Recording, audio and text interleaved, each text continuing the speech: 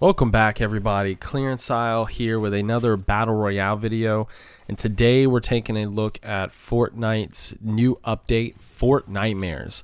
Now this is a really interesting seasonal event that actually adds the zombies or husks from Fortnite's PvE version of the game called Save the World, and it puts them into Battle Royale.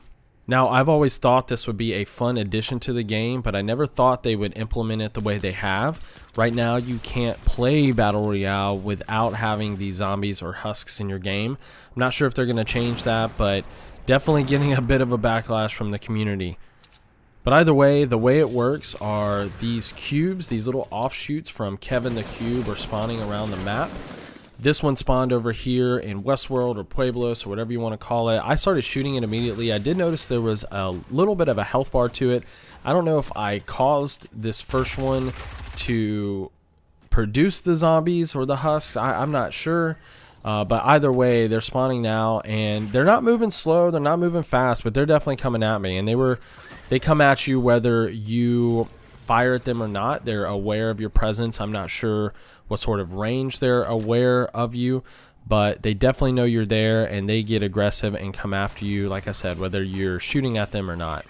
There seem to be sort of 3 levels to how strong the zombies are. I haven't gotten hit by one. I'm not sure what sort of damage they do, but there seems to be like level 1, level 2, and level 3 zombies. You've got this big guy here, which I would call level 2, the skinny guy to his right I would call level 1, and then there's like a bigger version of this big guy. He like glows like orange and yellow or something, and he's much harder to take down than the others. Now your weapons will do the same amount of damage to the zombies as they do to players. So if your AR does 31 to the body of a player, it will do 31 to the body of a zombie. I have found though that the crossbow that they added back into the game today just for this limited time Fortnitemares event is probably the best way to deal with the zombies, and there's 3 reasons why that is.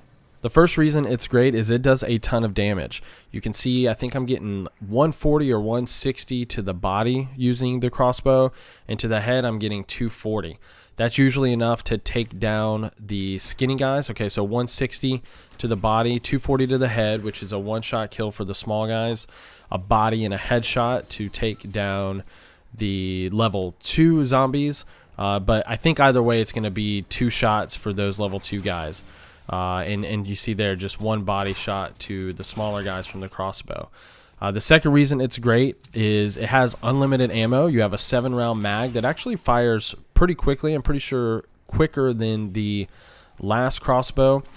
So you can sort of spam it, but I wouldn't call it rapid fire or anything. And the last reason why I think the crossbow is the most effective weapon is it's silent, right? So you're not going to be drawing any attention to yourself by engaging with the zombies, where if you were using an AR, you're going to be making a ton of noise, you're going to be using a lot of your ammo, and it's just going to be a way for other players to find you because you've now exposed your location. Now there's also a couple of good reasons to fight the zombies rather than just running away.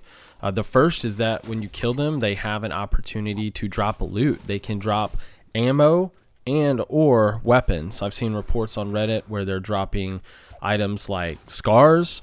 I haven't seen a scar. They did drop a nice blue SMG for me along with ammo.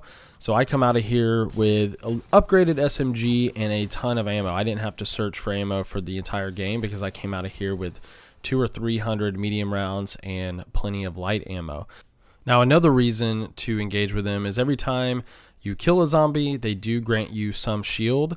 Apologies for this video. I didn't turn on my capture card, so I had to capture it through the Fortnite replay system. So I'm not able to see how much shield I do get, but I believe it's like 5 shield every time you kill a zombie. So don't just run away from them. If you're low on loot, low on ammo, low on shields, it's probably a good idea just to go ahead, fight a couple of hordes, get some loot, get some shield, and then move on. So moving on, one of the downsides of the zombies I've found is they really take away from your time to farm materials. You're busy dealing with them, and that's probably time that you used to spend just running around and farming materials. So that's something that I had to pay attention to throughout the game. I was never really where I wanted to be with my materials. So another thing to consider with these zombies when you're playing the Fortnitemares mode is that they come at your base and they are swatting at your base and trying to take it down. There was 2 of those zombies underneath me there, and they started swatting at trees and then swapping at my base.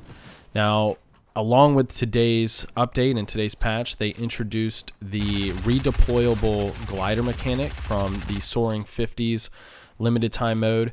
If you are 3 stories or higher in the air, you can jump out, press your deploy glider button, and you can glide down. Now, this is only going to be in the game, I think, for the duration of this event, but I think they're just testing it out to see how it works in the core game.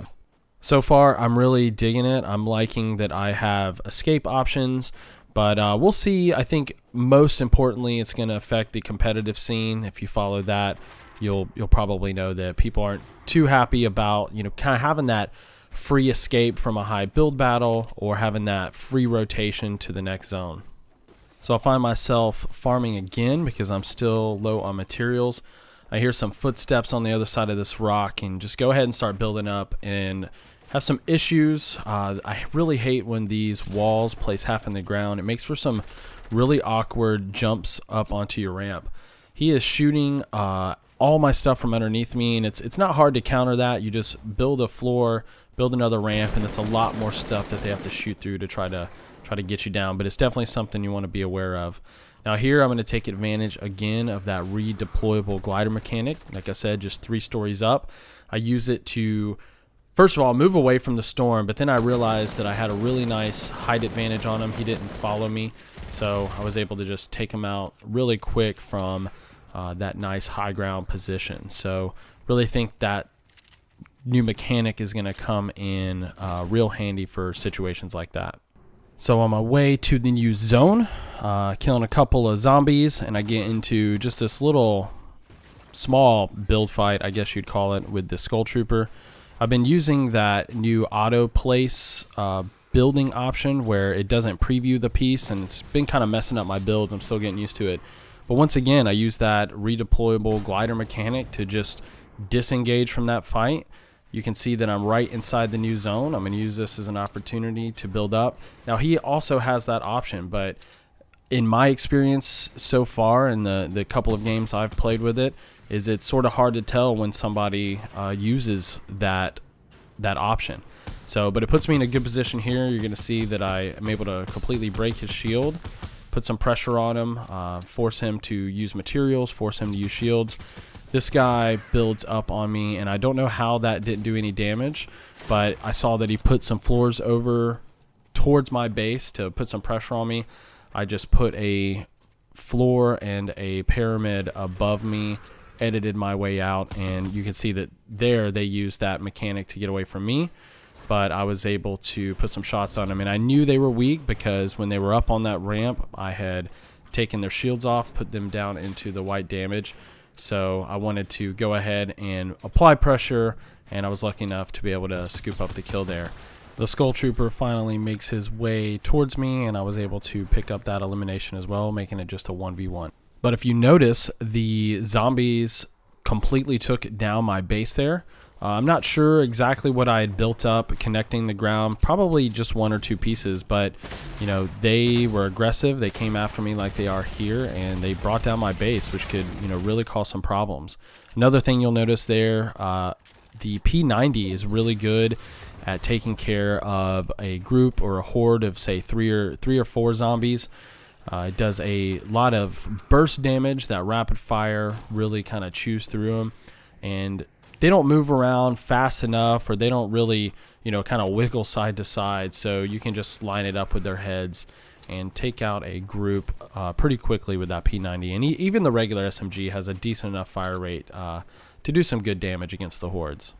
I'll be honest though, I was not expecting the in-game with the zombies to feel so intense. Once the circle got pretty small, I honestly felt like I was completely surrounded by them. And it really made for sort of a hectic in-game, because now you've got to think about the circle moving, the other players, and now the zombies. So I really like it. I thought it was a lot of fun. I think it adds another dimension to the competition in the game. So I really do hope they sort of keep this around as a limited time mode next to the core game mode, so you're not forced to play with it, because I can tell you right now that I've already seen a lot of people really upset about it. But I had fun. I think you will too. I really hope y'all enjoyed this video, and I'll see you next time.